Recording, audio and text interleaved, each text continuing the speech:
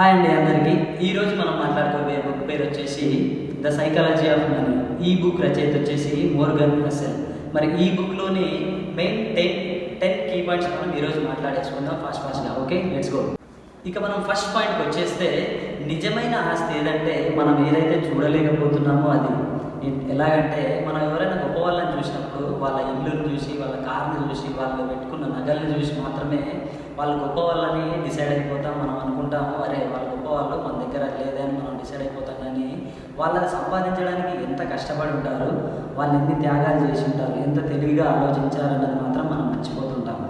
మనం ఏం చూస్తామంటే వాళ్ళ ఓన్లీ బయట మెటీరియల్ థింగ్స్ ఏమున్నాయో చూసి వాటిని మనం అంచనా ఈజీగా వేసేస్తాం వాళ్ళు గొప్ప వాళ్ళని. కానీ వాళ్ళు చేసే కష్టం, వాళ్ళు పెట్టే ఎఫర్ట్స్, వాళ్ళు పెట్టే టైం, మనం కూడా అలాగా వాళ్ళలా కష్టపడితే మనం కూడా గొప్ప వాళ్ళుగా అవ్వచ్చు అనే విషయాన్ని ఒక క్షణం మర్చిపోతాం.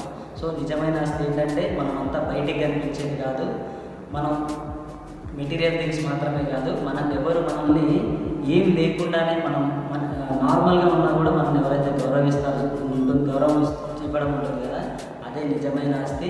బయట మన కార్ని, మన ఇల్లుని, మనం వేసుకున్న డ్రెస్ని బట్టి గౌరవిస్తే అది నిజమైన ఆస్తి కాదు. అది ఓన్లీ అది ఉన్నంత వరకు మాత్రమే మనల్ని గౌరవిస్తారు. అది లేనప్పుడు మనం ఎవరు పట్టించుకోరు. సో ఫస్ట్ పాయింట్ ఏంటంటే ఓన్లీ మెటీరియల్ థింగ్సే కాదు, మనం మనిషిగా కూడా ఎంత డబ్బు సంపాదించినా మనిషిగా మనం ఎంత మంచిగా ఉన్నాం అనేది కూడా ఒక మెయిన్ పాయింట్. అదే ఒక గొప్ప ఆస్తిగా కూడా ఎంచుకోబడుతుంది. ఇక మనం సెకండ్ పాయింట్కి వచ్చేస్తే మనం ధనవంతులుగా అవ్వడం కంటే ధనవంతులుగా నిలదొక్కుకోవడం అనేది చాలా ఇంపార్టెంట్. డబ్బుని సంపాదించడం కంటే డబ్బుని మేనేజ్ చేయడం చాలా చాలా కష్టం. డబ్బుని సంపాదించడం ఈజీ, కానీ డబ్బుల్ని మేనేజ్ చేయడం, డబ్బులు ఉన్నప్పుడు మనల్ని మనం కంట్రోల్లో ఉంచుకోవడం, ఖర్చులు ఎక్కడ పెట్టాలి ఎక్కడ పెట్టకూడదు అనేది మెయిన్ రీజన్గా ఉంటుంది మనం ధనవంతులుగా ఉండడానికి. మనం ఇష్టం వచ్చినట్టు ఖర్చు చేయడం, మనకు తెలియని చోట ఇన్వెస్ట్ చేయడం, ఓడిపోవడం ఇలాంటివన్నీ జరుగుతుంటాయి. కాబట్టి డబ్బులు సంపాదించడం కంటే డబ్బుల్ని మేనేజ్ చేయడం, కొంచెంగా ఇన్వెస్ట్ చేస్తూ, కొంచెంగా సేవింగ్ చేస్తూ, ఎక్కడ ఖర్చు పెట్టాలి ఎక్కడ ఖర్చు పెట్టుకోకూడదు అనే ఒక మనీ మేనేజ్ చేసే మైండ్ సెట్తో మాత్రమే ఉండాలి. అలా చేయడం వల్ల మాత్రమే మనం ధనవంతులుగా నిలదొక్కుంటాం ఎక్కువ కాలం. అది ఎలాగంటే ఒక పేదవాడికి ఒక లాటరీ తగిలింది అనుకోండి, ఒక 10 లక్షలది, డబ్బు గురించి ఏం తెలియదు అనుకోండి, అతను దాన్ని ఒక 2 నెలల్లో ఒక 4 నెలల్లో దాన్ని ఖర్చు పెట్టేసి ఇష్టం ఉన్నట్టు ఎక్కడ పడితే అక్కడ ఖర్చు పెట్టేసి మళ్ళీ సేమ్ అదే స్థితికి వచ్చేస్తాడు, సేమ్ అదే పేదవాడిగా మారిపోతాడు. కానీ డబ్బు గురించి మేనేజ్ చేయడం తెలిసిన వ్యక్తికి ఒక 10 లక్షల లాటరీ దొరికితే దాన్ని ఎలా ఇంకొక 10 లక్షలుగా లేదా ఇంకొక 5 లక్షలు దానికి ఎలా జోడించాలని మాత్రమే ఆలోచిస్తాడు. కాబట్టి ధనవంతులుగా అవ్వడం కంటే ధనవంతులుగా నిలదొక్కుకోవడం, ఎక్కువ కాలం ఉండడం, సెల్ఫ్ కంట్రోల్లో ఉండడం, అలాగే మనీని మేనేజ్ చేసి తెలివి ఉండడం అనేది చాలా వెరీ ఇంపార్టెంట్ పాయింట్. థర్డ్ పాయింట్కి వచ్చేస్తే మన లైఫ్ని కంఫర్టబుల్గా బతకడానికి ఒక సర్టన్ అమౌంట్ కావాలి, ఇంత అమౌంట్ అని కావాలి. ఇక ఆ పైన మనం సంపాదించేదంతా మన ఈగోని సాటిస్ఫాక్షన్ చేసుకోవడానికి, అలాగే మనం మెటీరియల్ థింగ్స్ పైన లేదంటే వేరే వాళ్ళకి చూపించుకోవడానికి మాత్రమే ఉంటుంది. అలా అత్యాశపడి ఎక్కువ సంపాదించడానికి వెళ్ళినప్పుడు మనం లైఫ్లో చిన్న ఆనందాలు, ఫ్యామిలీతో కావచ్చు, ఫ్రెండ్స్ తోటి, లేదంటే మన బంధాలు, ప్రేమలు, ఇలాంటివన్నీ చిన్నవన్నీ మర్చిపోయి మనం అత్యాశపోయి సంపాదించడం చేసుకుంటాం. కాబట్టి మన లైఫ్లో మనకి కంఫర్టబుల్గా జీవించడానికి మనకు ఫ్రీడమ్ దొరికేంత డబ్బు మాత్రమే సంపాదించుకోవాలి. ఆ పైన సంపాదించేదంతా మనం ఈగోతో సంపాదిస్తాం, లేదంటే మెటీరియల్ థింగ్స్ కోసం వేరే సమాజానికి, సొసైటీలో మనం చూపించుకోవడానికే సంపాదిస్తాం. కాబట్టి ఆ టైంలో మనం చిన్న ఆనందాలు కోల్పోకూడదంటే రియల్ ఎస్టేట్ కానీ, గోల్డ్ కానీ, లేదంటే స్టాక్స్లో ఎక్కడ ఇన్వెస్ట్ చేసినా కరెక్ట్గా వాటి గురించి అనలైజ్ చేసుకొని వాటిలో ఎలా ఇన్వెస్ట్ చేయాలని తెలిసినప్పుడు మాత్రమే ఇన్వెస్ట్ చేయాలి.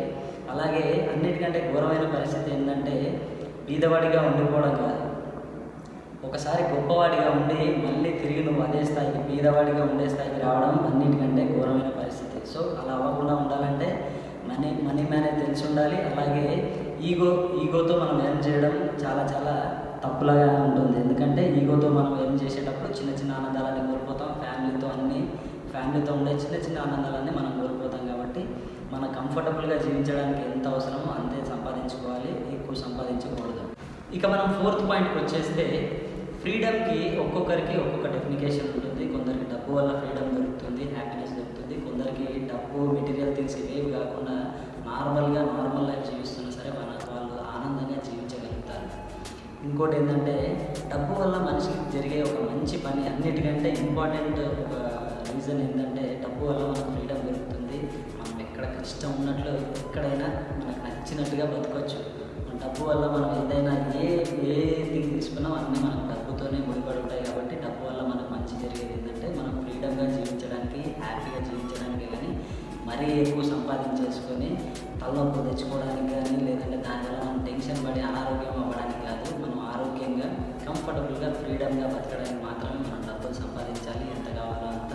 అంతేగాని డబ్బు వల్ల మనకి అనారోగ్యం రావడం కానీ, మన మెంటల్గా మనం డిస్టర్బ్ అవ్వడం కానీ జరగకూడదు. ఎందుకంటే డబ్బు కంటే కూడా ఇంపార్టెంట్ ఏంటంటే మన శరీరం, మనిషిగా మనం ఇంపార్టెంట్. కాబట్టి డబ్బు సంపాదిస్తూనే హెల్త్ని కూడా కరెక్ట్గా చూసుకోవడం అనేది చాలా చాలా ఇంపార్టెంట్.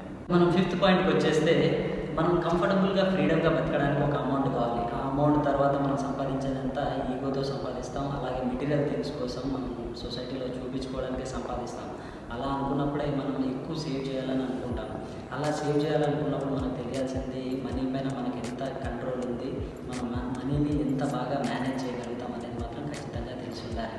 ఎలాగంటే ఒకతను మంత్లీ 1 lakh సంపాదిస్తున్నాడు అనుకోండి, ఇంకొకతను 3 lakhs 4 lakhs సంపాదిస్తున్నాడు అనుకోండి. కానీ 1 lakh సంపాదించే అతనికి ఎక్కడ ఖర్చు పెట్టాలి, ఎంత ఖర్చు పెట్టుకోవాలి, ఎక్కడ ఇన్వెస్ట్ చేయాలి, ఎక్కడ ఇన్వెస్ట్ చేయొద్దని ఎక్కువ తెలిసిన్నా, అలాగే ఇతను ఎక్కువ సంపాదించే వ్యక్తికి అసలు మనీ మేనేజ్ చేయడం కరెక్ట్గా తెలియకపోతే, ఈ ఎక్కువ డబ్బులు సంపాదించే వ్యక్తి కంటే ఆయన 1 లక్ష రూపాయలు సంపాదించే వ్యక్తి మాత్రం ఒక సంవత్సరంలో 100% ఒక ధనవంతుడిగా ఎదుగుతాడు. మనీ పైన కంట్రోల్ లేనతను, మనీని మేనేజ్ చేయడం రానతను, అలా అతను ఎక్కువ సంపాదించినా కూడా ధనవంతుడిగా అవ్వకుండా అక్కడే ఉండిపోతాడు, లేదంటే అంతకంటే కిందికి దిగిపోవడం జరుగుతుంది. సో మనం తెలుసుకోవాల్సింది సంపాదించడం కంటే మేనేజ్ చేయడం, సెల్ఫ్ కంట్రోల్లో ఉండడం, కరెక్ట్గా ఎక్కడ ఇన్వెస్ట్ చేయాలో తెలుసుకోవడం చాలా చాలా ఇంపార్టెంట్. మనం 6th పాయింట్కి వచ్చేస్తే, మనం గొప్ప వాళ్ళని చూసినప్పుడు వెంటనే వాళ్ళ డ్రెస్సులు కానీ, వాళ్ళ కారు, వాళ్ళ ఇల్లు చూసి మనం ఇమ్మడే డిసైడ్ అయిపోతాం వాళ్ళు తొందరగా గొప్ప వాళ్ళు అయిపోయింటారు, లేదంటే వాళ్ళు ఒక లక్తో గొప్ప వాళ్ళు అయిపోయింటారు. కానీ మనం మర్చిపోతాం ఏంటంటే వాళ్ళు ఎన్ని సంవత్సరాల నుంచి ఆ బిజినెస్లో ఉన్నారు, వాళ్ళు ఎన్ని సంవత్సరాల నుంచి ఇన్వెస్ట్ చేస్తున్నారు, వాళ్ళు ఎంత రిస్క్ తీసుకున్నారు వాళ్ళ బిజినెస్లో, వాళ్ళు ఎన్ని త్యాగాలు చేస్తున్నారు అనేది మర్చిపోతాం. కానీ అదే మన లైఫ్లో కూడా మనం ఎంత రిస్క్ తీసుకొని అదే టైం తోటి కొంచెంగా ఉన్న డబ్బునే మనం సేవింగ్ చేస్తూ ఖర్చులు తగ్గించుకొని ఒక 10 years 15 years తర్వాత మనం కూడా ఆ స్థాయికి చేరుకోగలం అనుకుంటేనే మనం గొప్ప వాళ్ళగా ఎదగలుగుతాం. మనం ఎంత రిస్క్ తీసుకుంటున్నాం, మనం మన టైంని ఎలా స్పెండ్ చేస్తున్నాం మన లైఫ్లో డబ్బు సంపాదించడానికి అనేది మాత్రమే ఇంపార్టెంట్. మిగతాదంతా డిస్ట్రాక్షన్. మనం ఎవరినైనా చూసి తొందరగా డిసైడ్ చేసుకోవద్దు, అరే వాళ్ళు లక్తో అయ్యారు, లేదంటే వాళ్ళకి లక్ ఉండడం వల్ల గొప్ప వాళ్ళు అయిపోయారు, వాళ్ళకి ఏదో లాటరీ తగిలింది. మనం ఇందాక మాట్లాడుకున్నట్టే లాటరీ తగిలిన పేదవాడికి కరెక్ట్గా డబ్బు మేనేజ్ చేయడం తెలియకపోతే 1 సంవత్సరం తిరగకుండానే మళ్ళీ సేమ్ స్థాయికి వస్తాడు. అదే గొప్పవాడైతే దాంతో ఎలా సంపాదించాలి, 10 లక్షలు ఉంటే దాన్ని ఇంకో 10గా, లేదంటే ఇంకొక 5 దానికి ఎలా జోడించాలని మాత్రమే ఆలోచిస్తాడు. సో ఎవరికి లక్ కంటే కూడా ఇంపార్టెంట్ ఏంటంటే వాళ్ళు ఎప్పటి నుంచి డబ్బు సంపాదిస్తున్నారు, ఎంత తెలివితో ఎంత రిస్క్ తీసుకుంటారు అనేది ఇంపార్టెంట్. లక్తో కాకుండా కష్టంతో మాత్రమే ధనవంతులైన వాళ్ళే ఎక్కువ కాలం ఉంటారు. 7th పాయింట్కి వచ్చేస్తే మనం గుర్తుపెట్టుకోవాల్సింది ఏంటంటే, డబ్బు సంపాదించే క్రమంలో ఓపిక చాలా అవసరం.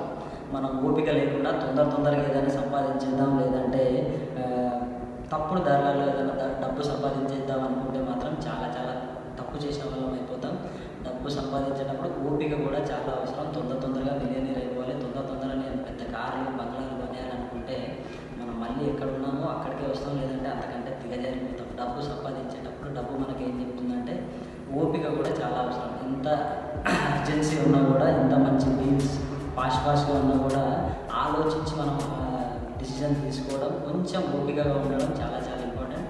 మనం దేనికి తొందరపాటు పడే డబ్బు విషయంలో తప్పు అడుగులు వేసే కంటే కొంచెం ఆగి కొంచెం ఓపికతో కరెక్ట్ డెసిజన్ తీసుకొని కరెక్ట్గా ఇన్వెస్ట్ చేస్తూ కరెక్ట్గా మనం డబ్బుని కంట్రోల్ చేస్తే డబ్బు మనకి అంత విలువిస్తుంది, అన్ని రోజులు మన దగ్గర ఉంటుంది. కాబట్టి ఓపిక చాలా అవసరం. అర్జెన్సీ కంటే కూడా ఇంపార్టెంట్ డబ్బు సంపాదించేటప్పుడు ఓపిక ఉండాలి. ఓపిక లేకపోతే డబ్బు కూడా మన దగ్గర ఉందంటే. ఇంకా మనం 8th పాయింట్కి వచ్చేస్తే, చాలామందిని మీరు ఎందుకు ధనవంతులు అవ్వాలనుకున్నారని అడిగితే వాళ్ళు చెప్పేది ఏంటంటే, నేను ఖర్చు పెట్టడానికి, ఎక్కువ స్పెండ్ చేయడానికి ధనవంతులు అవ్వాలనుకుంటారు. కాకపోతే ఎక్కువ స్పెండ్ చేయడం అనేది ధనవంతులకి ఫుల్ ఆపోజిట్ అన్నమాట. ధనవంతుడు ఎప్పుడూ స్పెండ్ చేయడానికి కాదు, ఇన్వెస్ట్ చేయడానికి, పెట్టుబడి పెట్టడానికి, అలాగే డబ్బుల్ని అతను నిద్రలో ఉన్నా కూడా డబ్బులు రెట్టింపు ఎలా అవ్వాలని అనుకునేవాడే నిజమైన ధనవంతుడు. ధనవంతుడు ఎప్పుడు పైకి చూపించుకోవడానికి, షో ఆఫ్ చేయడానికి, మెటీరియల్ థింగ్స్తో అందరి సమాజంలో రెస్పెక్ట్ తెచ్చుకోవడానికి అస్సలు చూడడు. నిజమైన ధనవంతుడు ఎప్పుడు లో కీలోనే మెయింటైన్ చేస్తూ అతను ఎక్కడ ఇన్వెస్ట్ చేయాలి, ఎక్కడ ఇన్వెస్ట్ చేస్తే నాకు కరెక్ట్గా డబ్బులు రిటర్న్ వస్తాయని మాత్రమే చూస్తాడు. ఒక నిజమైన ధనవంతుడు ఎప్పుడు ఖర్చు పెట్టాలనుకోడు, ఇన్వెస్ట్ చేయాలనుకుంటాడు, పెట్టుబడి పెట్టాలనుకుంటాడు. ఎలాగంటే మనం చూసుకున్నట్టయితే నిజమైన ధనవంతుల్లో మన మార్క్ జుకర్బర్గ్ ఉన్నారు, బిల్ గేట్స్ ఉన్నారు, ఎలాన్ మస్క్, వీళ్ళందరూ ఎప్పుడు మనం చూసినట్టయితే పెద్ద పెద్ద గోల్డ్ చైన్లు వేసుకొని డిజైనర్ సూట్స్ కానీ డిజైనర్ బట్టలు వేసుకోవడం, పెద్ద కార్లలో తిరగడం మనం ఎప్పుడు చూడడం. వాళ్ళ ఇల్లు మాత్రమే కొంచెం పెద్ద ఉంటాయి, కొంచెం లావిష్ ఇల్లులా ఉంటాయి. కానీ వాళ్ళు బయట సమాజంలో తిరిగేటప్పుడు మాత్రం ఎప్పుడు సేమ్ డ్రెస్ వేసుకుంటారు. నార్మల్ డ్రెస్ అసలు అది ఏ కంపెనీ కూడా తెలియదు, ఏ బ్రాండ్ కూడా తెలియదు, అట్లాంటివి వేసుకుంటారు. సో వాళ్ళు షో ఆఫ్ చేయాల్సిన అవసరం లేదు. బయటకు వచ్చినప్పుడు నిజమైన ధనవంతుడు ఎప్పుడు షో ఆఫ్ చేయడు. అతను ఫ్రీడమ్గా ఉండడానికి తన టైం స్పెండ్ చేయాలి అంటే డబ్బు ఎక్కడైనా ఖర్చు పెట్టి టైంని కొనే వీలుందంటే డెఫినెట్గా అందుకోసం మాత్రమే సంపాదిస్తాడు. అతను ఫ్రీడమ్గా ఉండడానికి, ఫ్యామిలీతో కరెక్ట్గా టైం స్పెండ్ చేయడానికి మాత్రమే సంపాదిస్తాడు. అదే ఫేక్ ధనవంతుడు, ఒక నకిలీ ధనవంతుడు ఏంటంటే పైకి చూపించుకోవడానికి మాత్రమే డబ్బుల్ని ఖర్చు పెడుతూ ఉంటాడు. మనం షో ఆఫ్ చేసే వాళ్ళని చూస్తాం కదా, వాళ్ళంతా ఫేక్ ధనవంతులు. పైకి ఎంత కనిపించినా కూడా, ఎంత మంచి బట్టలు కార్లు ఎన్నో వేసుకున్నా కూడా లోపల మాత్రం వాళ్ళకి ఎన్నో అప్పులు, లోన్లు ఇలాంటివన్నీ ఉంటాయి. సో మనం ఎప్పుడు పైకి చూపించుకోవడానికి కాదు, మన ఫ్రీడమ్ కోసం మాత్రమే సంపాదించుకోవాలి. ఇక 9th పాయింట్కి వచ్చేస్తే డబ్బు విషయంలో మనం ఎక్కడ రిస్క్ తీసుకోవాలి, ఎక్కడ రిస్క్ తీసుకోవద్దని మాత్రం మనకు ఒక క్లారిటీ ఉండాలి. అది రియల్ ఎస్టేట్ కావచ్చు, గోల్డ్ అయినా, ఏ స్టాక్స్ అయినా, ఏదైనా సరే మనం ఏ బిజినెస్లో రిస్క్ ఎంత తీసుకోవాలని మాత్రం క్లారిటీ ఖచ్చితంగా ఉండాలి. అలాగే రిస్క్ తీసుకోవడం వల్ల మనకి ఎంత లక్ వస్తుంది అనేది ఇంపార్టెంట్. కొందరం మనం ఏమనుకుంటామంటే ఎంత రిస్క్ తీసుకుంటే అంత లక్ ఉంటుందని. అది లక్ మాత్రం అసలు కాదు. మనం తీసుకునే రిస్క్ని బట్టే, మనం పెట్టే ఎఫర్ట్స్ని బట్టి మాత్రమే మనకు ఆ లక్ వస్తుంది. సో మనం రిస్క్ తీసుకునేటప్పుడు మనం ఎంత భరించగలిగే రిస్కే తీసుకోవాలి. ఏ బిజినెస్ అయినా సరే ఎక్కువ తీసుకొని మన లైఫ్ని కాంప్లికేటెడ్ చేయొద్దు అనుకుంటాడు. అలాగే మనం రిస్క్ తీసుకున్నా సరే మనకు ఒక బ్యాకప్ ప్లాన్ ఉండి మాత్రమే రిస్క్ తీసుకోవాలి. బ్యాకప్ ప్లాన్ లేకుండా మనం అది కోల్పోయినా సరే మనం నెగ్గుకోగలుగుతాం, నిలబడగలుగుతాం అన్నంత రిస్క్ మాత్రమే తీసుకోవాలి ఎక్కడైనా ఇన్వెస్ట్ చేసేటప్పుడు. అంతకంటే ఎక్కువ చేసి మనం కష్టాల పాలవ్వాలి. ఇక 10th పాయింట్కి వచ్చేస్తే ఇక మెయిన్ పాయింట్, ఇది ఈ బుక్లోనే అన్నిటికంటే ఒక మెయిన్ పాయింట్, అన్నిటికంటే ఒక రియాలిటీకి దగ్గరగా ఉండే పాయింట్ ఏంటంటే మనం ఎంత డబ్బు సంపాదించినా, మనం ఎంత ఫ్రీడమ్ని డబ్బుతో కొనుక్కున్న, అన్నిటికంటే ఇంపార్టెంట్ ఏంటంటే మన శరీరం, మన ఆరోగ్యం. వీటికంటే ఇంపార్టెంట్ కానీ, వీటికంటే విలువైంది కానీ ఈ భూమిపైన ఏది ఉండదు. కాబట్టి మనం డబ్బు సంపాదించేటప్పుడు గుర్తుంచుకోవాల్సింది అన్నిటికంటే ఇంపార్టెంట్ ఎంత హెల్తీగా ఉంటే అంత వెల్త్ మన దగ్గరకు వస్తుంది. మనకు హెల్త్ లేకపోతే మనం ఎంత సంపాదించినా వేస్టే. ఎలాగంటే ఒక చనిపోతున్న వ్యక్తి దగ్గరికి వెళ్ళి మనం ఒక 100 కోట్ల పక్కన పెట్టినా కానీ వాడు తిరిగి రాలేదు. ఒక కోటీశ్వరులు, ఒక 1000 కోట్లు ఉన్న వ్యక్తి కూడా వాళ్ళ ఇంట్లో ఎవరైనా చనిపోతే అతని దగ్గర ఉన్న 1000 కోట్లు తెచ్చి ఎవరికైనా డాక్టర్కి ఇచ్చి వాళ్ళని బతికించానన్నా బతికించలేదు. కాబట్టి మనం అన్నింటికంటే మెయిన్గా గుర్తుపెట్టుకోవాల్సింది డబ్బు ఎంత సంపాదించినా, ఎంత తెలివైన వాడివైనా, ఎంత సంపాదించుకున్నా కూడా అన్నిటికంటే ఇంపార్టెంట్ ఈ యొక్క లైఫ్, ఈ యొక్క శరీరం. దీన్ని మాత్రం మనం 100% మెయిన్గా గుర్తుపెట్టుకోవాలి. అలాగే మనకున్న ప్రేమలు, అనుబంధాలు, ఫ్యామిలీ రిలేషన్స్ ఇవన్నీ చాలా ఇంపార్టెంట్. డబ్బు ఇంపార్టెంట్. డబ్బు లేకుండా ఈ లోకంలో ఏ పని జరగదు, అది ఎంత నిజమో. అలాగే డబ్బు సంపాదించాలంటే ఈ శరీరం కూడా చాలా చాలా ఇంపార్టెంట్. దానికంటే ఎక్కువ ఇంపార్టెంట్. డబ్బు సంపాదించడం కంటే కూడా మనం బతికుండడం, ఆరోగ్యంగా ఉండడం అనేది చాలా చాలా ఇంపార్టెంట్. ఇది మర్చిపోయి మాత్రం మనం ఏ డబ్బులు సంపాదించడానికి ముందుకు వెళ్ళినా, ఏముంది శరీరం ముందు 4 రోజుల నుండి చనిపోతాం అనే దానికంటే మనం మానవ జన్మ ఎంత ఇంపార్టెంట్ అనేది ఒకసారి తెచ్చుకొని డబ్బు సంపాదిస్తున్నాయి, మనం ఎంత ఆరోగ్యంగా ఉన్నాం అనేది మాత్రం చాలా చాలా ఇంపార్టెంట్. మనం ఎన్నిసార్లు వీక్లీ ఎక్సర్సైజ్ చేస్తున్నాం అనేది కూడా చాలా చాలా ఇంపార్టెంట్. డబ్బు సంపాదించడంతో పాటు మనం ఆరోగ్యంగా ఉండడం కూడా అంతకంటే ఎక్కువ ఇంపార్టెంట్. కాబట్టి మనం హెల్తీగా ఉండడం మెయిన్ గుర్తుంచుకోవాల్సిన విషయం. సో ఇదండి ద సైకాలజీ ఆఫ్ మనీ బుక్లోని మెయిన్ 10 కీ పాయింట్స్ ఇవి. So thanks for watching. ఇంకా ఏదైనా బుక్ గురించి మీరు ఏదైనా సజెస్ట్ చేస్తే నేను చెప్పడానికి రెడీగా ఉంటాను. అలాగే ఫాస్ట్గా చెప్పేస్తున్నా కాబట్టి ఇందులో ఏదైనా కొన్ని పాయింట్స్ నేను మర్చిపోయినా, లేదంటే ఏదైనా తప్పుగా ఇందులో పాయింట్ ఏదైనా చెప్పినా కూడా మీరు కామెంట్స్లో డెఫినెట్గా నాతో చెప్పండి. సో అంతే. Thanks for watching.